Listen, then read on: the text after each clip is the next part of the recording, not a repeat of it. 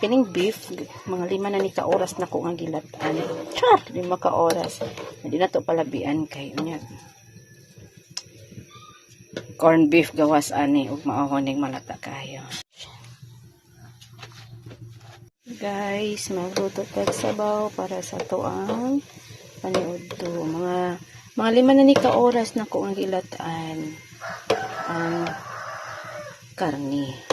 So ako man giduga butangan og banana kay kapoy prito-prito hilig man og banana nya prito na pod. Ito na pod. So ato siyang i-apil sa sabaw. Di ba? Nya ato siyang sagulan aning mga vegetables. So feeling expert ta ani, feeling expert. Okay, ako na ilunod atong mga gulay kay sakto na ni dili na daw ni siya baka mahimo na siyang corn beef o masubrahas kalata, di ba? So ato na lang ang anaon ito. Ang na ay nasagol nga siling haba, di ba? So mikos-mikos na ron.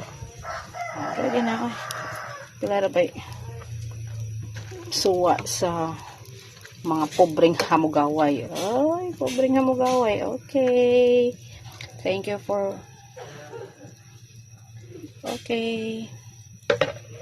for watching. So, mana siya guys ang akong giluto nga beef.